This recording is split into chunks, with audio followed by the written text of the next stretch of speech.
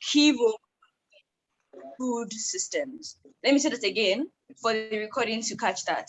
Hello everyone, my name is Davina Elesin, and today I'll be talking about girls in innovation, key role in food systems. And when I heard about this topic, the first thing that came to my head is, how can girls like you and I, whoever is a female that's a youth that's also in this meeting, how can we girls play a key role in the food system? I was really confused because I'm like, is it that I have to cook for my family, or is it that I have to start giving our food for free? And I was really confused at some point. But then it was only until I found out the reason the UN chose this topic of transforming food systems that I really understood why this topic has so much significance. Because even before the COVID-19 pandemic, even before the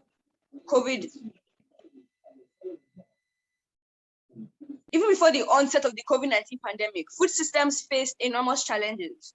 Hunger had been on the rise for several years, affecting up to 811 million people as of 2020, while healthy diets were unaffordable for at least 3 billion.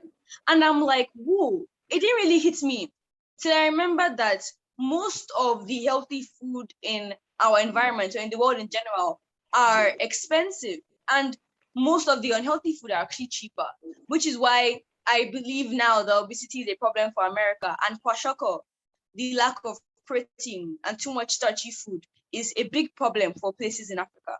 And now, because of the effects of the pandemic, because of the effects the pandemic has already had on our food systems, and because of the potential additional effects still to come, they're thinking about the future.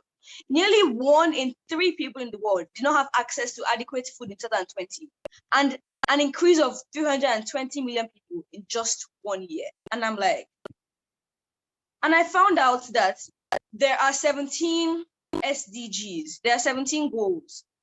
That is 17 sustainable development goals that the world has to achieve before 2030. And number 2 and number 3, coincidence, I think not, is zero hunger. That's number 2. That's goal 2. And goal 3 is good health and well-being. And I'm sure whoever created these goals, they were extremely discouraged once they found out that there was a high increase. There was an increase of 320 million people that have been added to that global hunger amount, that has been added to the population that is going through global hunger. And I'm sure they were discouraged. But they came up with the idea of making World Youth Day, International Youth Day, transforming food systems. They want to think, oh, what do the leaders of tomorrow, that's we the youth, what do they have to say about transforming the food systems? So they're trying to find out different ideas, different ways from we the youth to help achieve number 2 and number 3 goal, that is zero hunger and good health and well-being. And being the person I am, and since I did economics in secondary school, I believe that demand will always be higher than supply because the population is continuously growing. But they're trying to find a way to make the food system sustainable. Because when food system is sustainable, it provides sufficient nutritious food for all without compromising the health of the planet or the ability of future generations to meet their own food and nutritional needs. And I was like, wow, these people really thought deeply into everything they're doing. So how, going back to my topic, how can we the youth, we the female youth, impact these food systems positively? And let me just tell you this, all you need is passion. Because once, you don't even really need the skill, because once you have the passion, you'll be the person that will continuously make sure that people in your area get enough food and so on and so forth. And I'm going to give you an example of a woman named Atinuke. She lives in Nigeria. And when I heard of her story, I was like, if people in Nigeria can do it, why can't I? And if you're in Malawi, if people in Malawi can do it, why can't you? And I found out that Nigeria is a hotbed of women-led, small and medium-sized enterprises. So you don't even have to be big. You don't have to be big. When people say go big or go home, I don't believe that. It's the little things that are done continuously that count. Nigeria is a hotbed of women-led SME activity in biofortification, where they are making progress in typically male-dominated sectors. And I just think of girl power. For example, Atinuke Lebile's passion, like I said, passion is Once you have the passion, you're good, you're set. Atinuke Lebele's passion for agriculture and providing nutritious food to young children and women led her to co-found an agro-processing company while attending university. So for those who are saying, well, I'm taking care of my, let me say they had children early, maybe when they were 20, and obviously they're still within that youth sector, and they're like, oh, I'm taking care of my children, or let me say that the firstborn and their parents are always around, or I'm taking care of my younger siblings, or if they're in university like Atinuke, you shouldn't use that an excuse. Atinuke didn't use or prevent her dream from being just an idea because of her school. She didn't use the fact that she was going to university as an excuse. Don't use that as an excuse. And you don't even have to do as big as Atinuke. You don't even have to run a business. I found out that going organic is very, very essential. One of my aunties, she's not even really my auntie, she's a family friend. And in Nigeria, any family friend that's a female or a male and is over 5 years older than you, they become your auntie or your uncle. And one of my auntie told me, even on her WhatsApp status alone, when I got her number and I saved it, I would just start seeing different pictures of her cooking, or let me see, her even growing plants. Even this morning, I woke up and even this morning, I saw, let me try and show you guys. I seeing these ugu. She said, good morning from my mini farm. She grows her own plants. She grows her onions and so on. Okay, let me show it again. Can you guys see this? Says my Auntie Toby status.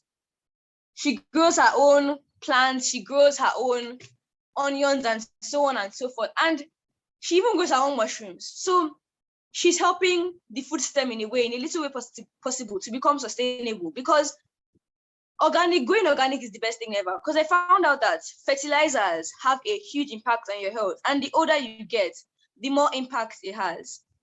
The use of excessive quantity of synthetic fertilizers are harmful for human health. And because demand is higher than supply, the people in the market are trying to find different ways to ensure that they're still able to keep up with the market. And when I heard this quote by Wendell Berry, a food activist, that people are fed by the food industry, which pays no attention to health, and are healed by the health industry, which pays no attention to food, I realized that this fertilizer and people or chickens being injected to become fatter so they can be sold to restaurants is a huge problem. And when my auntie that runs a restaurant with her husband Nasaba told me that she could taste, we were in a restaurant in Lagos, and she was like, she can taste that this chicken that we are being served was not fully mature. She could taste it that it was injected or it was fed so you can be fattened and suppliers make enough money. And the food system just cares, or the food industry just cares about money. So you can do little. You don't even have to do like what Atinuke did. You can do little by composting food. Compost food for your whole estate or for your whole city. Because when food is taken to the landfill, when food is wasted, even though it's refrigerated, when food is wasted and taken to the landfill, the food decays and it releases methane gas. And methane gas is a gas that is more potent in the greenhouse effect than carbon monoxide, and that's very, very surprising. So you have to try and make food sustainable your own little way, maybe by helping your family out by composting food, the example I gave you, by growing plants or or by giving food out in a shelter home. And once the passion is there, let me just tell you this, everything is okay. And I remember I'm taking back to a picture I saw of a woman in Africa just planting and growing trees. And I'm sure what was in her head was, how will I get my family to feed? How will I get my family to eat? And she had that passion. And you don't need much money to play a key role in sustaining the food system. All you need is the passion to cause a smile on someone's face today and forever. Thank you.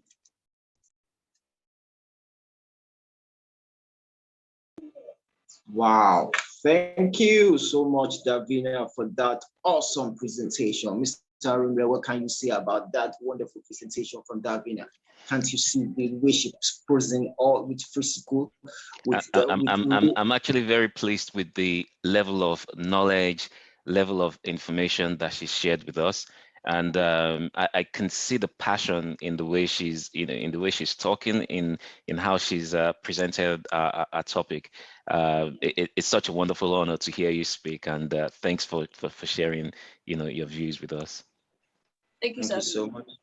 Thank you so much. The next presentation is from a wonderful personality, someone we know. Are you around already? Next presentation is from Mr. Nelson Iza, the co-founder